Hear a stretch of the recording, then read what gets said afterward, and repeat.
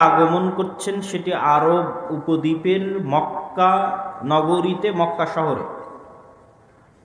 পৃথিবীর ইতিহাস বলে যে মক্কায় কোনোদিন কেন্দ্রীয় শাসন ব্যবস্থা, আরব উপদ্বীপে কোনোদিন কেন্দ্রীয় শাসন ব্যবস্থা প্রতিষ্ঠিত হয়নি। বরং আমাদের নবী যখন নবুয়ত প্রাপ্ত হন তার পূর্ব পর্যন্ত আরব উপদ্বীপে মানুষের ভ্রাতৃত্বের বন্ধন ছিল গোত্রভিত্তিক শাসন ব্যবস্থা ও গোত্রভিত্তিক ভ্রাতৃত্ব। এমনকি এই গোত্রভিত্তিক ভ্রাতৃত্বের কারণে এক গোত্রের সাথে আর এক গোত্রের যুদ্ধ 400 বছর পর্যন্ত চলমান থাকার রেকর্ডও ইতিহাসের পাতায় আছে এই আরব উপদ্বীপে। সামান্য কারণকে লক্ষ্য করে, যে একজনের ছাগল যদি আর একজনের ক্ষেত খেয়ে নিয়েছে, তো এটাকে কেন্দ্র করে যুদ্ধ চলেছে 400 বছর। কয়েক প্রজন্ম এই যুদ্ধে ধ্বংস হয়ে গেছে, কিন্তু যুদ্ধ বন্ধ হয়নি। এরকম এক পরস্পর বিদ্বেষী ও বিরোধী গোত্রভিত্তিক সমাজ ব্যবস্থায় প্রেরিত হয়েছেন মুহাম্মদ সাল্লাল্লাহু আলাইহি ওয়াসাল্লাম। তিনি মদিনাতে যেই কেন্দ্রীয় শাসন ব্যবস্থা প্রতিষ্ঠা করেছিলেন, সেখানে যে মৌলিক দুটা গোত্র যাদেরকে আমরা আনসার হিসেবে চিনি, আওস এবং খাজরাজ, এই দুই গোত্রের মধ্যেও যুগ যুগ ধরে যুদ্ধ চলত। অথচ আওস আর খাজরাজ দুই গোত্রই মুসলমান হয়ে গেছে আনসারি। তাহলে মদিনাতে রাসূল সাল্লাল্লাহু আলাইহি ওয়াসাল্লাম আওস এবং খাজরাজ গোত্রের পরস্পর বিরোধিতাকে ধ্বংস করে দিয়ে, বাতিল করে দিয়ে তাদেরকে বানিয়ে দিয়েছেন আনসারি। আবার মক্কা থেকে যারা তার সাথে মদিনায় হিজরত করেছে, আবু বকর, ওমর, ওসমান, আলী রাদিয়াল্লাহু তাআলা আনহুম আজমাইন, এইরকম সাহাবায়ে কেরাম যারা মক্কা থেকে আল্লাহর নবীর সাথে মদিনায় হিজরত করেছে, তাদের সাথেও কোনো গ্রুপিং আল্লাহর নবী তৈরি হতে দেয়নি আনসার আর মুহাজিরদের মধ্যে। এরপরে আনসার এবং মুহাজির মিলে প্রায় 10 বছর বদর, উহুদ, খন্দক, হুদাইবিয়া, মক্কা বিজয় তথা অনেক যুদ্ধ পরিচালিত হয়েছে। মুহাজির এবং আনসার একসাথে যুদ্ধ করেছে ইসলামের জন্য। মক্কা বিজয়ের পর মক্কার যারা আগের কাফের ছিল, এতদিন কাফের ছিল, তারা ইসলাম গ্রহণ করে নিল। যেমন আবু সুফিয়ান ইবনু হারব, মুআবিয়া ইবনু আবি সুফিয়ান রাদিয়াল্লাহু তাআলা আনহুর পিতা আবু সুফিয়ান ইবনু হারব বদর বাদে বাকি সকল যুদ্ধে আল্লাহর নবীর বিরুদ্ধে নেতৃত্ব দিয়েছেন।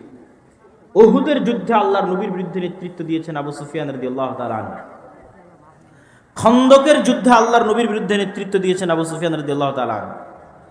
তিনি যখন ইসলাম গ্রহণ করলেন এবং তার মতো এরকম অসংখ্য মক্কার মানুষ, বিশেষ করে কুরাইশরা ইসলাম গ্রহণ করল, যে কুরাইশরা আল্লাহর নবীকে হত্যা করতে চেয়েছিল।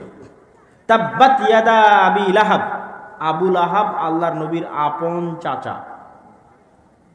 আবু লাহাবের ছেলে যারা বদরের যুদ্ধে বেশি নেতৃত্ব দিয়েছে আল্লাহর নবীর বিরুদ্ধে, তারা আল্লাহর নবীর আপন চাচাতো ভাই। আবু সুফিয়ানের স্ত্রী হিন্দা, যিনিও ইসলাম গ্রহণ করেছিলেন পরবর্তীতে, আল্লাহর নবীর আপন চাচা হামজা রাদিয়াল্লাহু তাআলা আনহুকে হত্যায় তার অবদান ছিল। তো আমি যেটা বুঝাতে চাচ্ছি সেটা হচ্ছে, মক্কা যখন বিজয় হলো, তখন আল্লাহর নবীর উপর যারা অত্যাচার করেছে, নির্যাতন করেছে, যুদ্ধ করেছে, ইসলাম ধ্বংসের চেষ্টা করেছে, তারাও ইসলাম গ্রহণ করলো। তাহলে মোটামুটি ব্যাপক গ্রুপ যদি আমরা বলি, তাহলে তিনটে।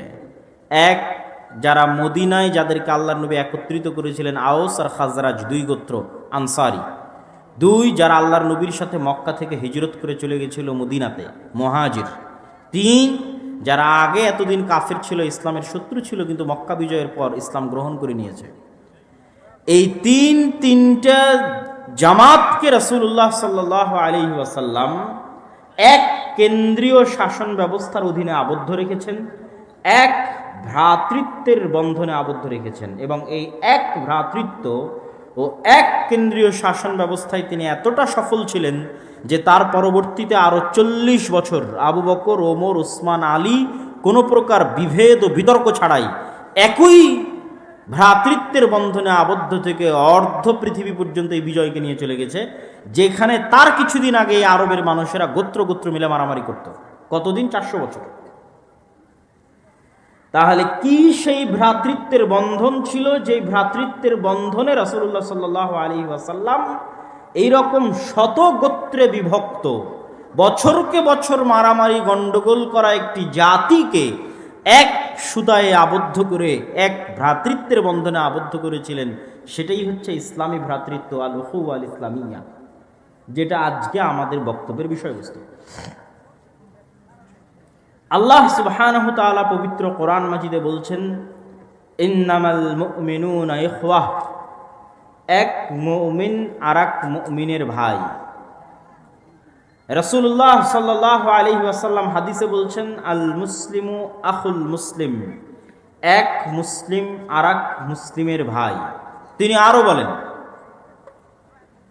আলা ইন্না দিমাআহুম ওয়া আমওয়ালাহুম ওয়া আ'রাদাহুম, নিশ্চয় তাদের অথবা তোমাদের, অন্য বর্ণনা অনুযায়ী বা এক বাক্যে যদি বলি মুসলমানদের তিনটা জিনিস, রক্ত, ধন সম্পদ, মান সম্মান, হারামুন আলাইকুম, আরাক মুসলমানের উপর হারাম, কাহুরমাতে ইয়াউমিকুম হাযা ওয়া বালাদিকুম হাযা ওয়া শাহরিকুম হাযা, ওই রকম হারাম যেমন আজকের শহর হারাম, যেমন আজকের মাস হারাম, যেমন আজকের দিন হারাম।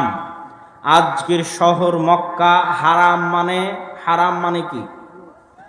মক্কা হারাম মানে কি? আজকের মাস যুলহিজ্জা মাস হারাম মানে কি? আজকের দিন বিদায় হজ্জের দিন হারাম মানে কি? এটা সহজে বুঝার জন্য আপনাদেরকে বুঝিয়ে বলি। আপনারা তারা জানেন হজ ওমরা করার জন্য ইহরামের কাপড় পরিধান করতে হয়। তো এই কাপড়ের নাম ইহরামের কাপড় কি জন্য? এই জন্য ইহরামের কাপড়, ইহরাম বাঁধতে হয়, ইহরামের নিয়ত করতে হয়, এটা ইহরামের কাপড়। তার মানে হচ্ছে ইহরাম পরিধান করার আগে, ইহরাম নিয়ত করার আগে এমন অসংখ্য হালাল কাজ ছিল যা আপনার জন্য হালাল, কিন্তু ইহরামের পরে তা আপনার জন্য হারাম। এই জন্য হারাম থেকে ওই নামটা হচ্ছে ইহরাম, হারাম করে দেওয়া। ইহরাম নামের অর্থ হচ্ছে হারাম করে দেওয়া। যেই কাপড় পরিধান করলে বা যেই নিয়ত করলে অসংখ্য হালাল কাজও হারাম করে হয়ে যায়। বিবাহ করা হালাল, ইহরাম অবস্থায় হারাম। নখ কাটা হালাল, ইহরাম অবস্থায় হারাম। চুল কাটা হালাল, ইহরাম অবস্থায় হারাম। স্ত্রীর সাথে সাংসারিক জীবনে যাওয়া হালাল, ইহরাম অবস্থায় হারাম। পাখি শিকার করা হালাল, গাছ কাটা হালাল, ইহরাম অবস্থায় হারাম। এটা হলো হারাম, সেখান থেকে ইহরাম। তো মক্কা হারাম মানে, যুলহিজ্জা হারাম মাস মানে, আজকে বিদায় হজ্জের দিন হারাম দিন মানে, এমন অনেক হালাল কাজ আছে যা মক্কার এরিয়ার বাইরে হালাল, কিন্তু মক্কার সম্মানে মক্কার এরিয়ার মধ্যে হারাম। এমন অনেক হালাল কাজ আছে যা হারাম মাসের বাইরে হালাল, কিন্তু হারাম মাসের সম্মানে হারাম মাসের মধ্যে হারাম। তাহলে এক মুসলমানের উপর আরেক মুসলমান হারাম মানে কি? তিনটা জিনিস হারাম: রক্ত, ধন সম্পদ, মান সম্মান। তার মানে হচ্ছে যে মক্কার সম্মানের কারণে যেমন অসংখ্য হালাল কাজ মক্কার মধ্যে হারাম, হজ উমরার সম্মানের কারণে অসংখ্য হালাল কাজ হজ উমরা অবস্থায় হারাম। তো একটা মুসলমানের সম্মান ওই রকম, একটা মুসলমানের সম্মান ওই মক্কা নগরীর মতো, একজন মুমিনের সম্মান কাবা ঘরের মতো। যদিও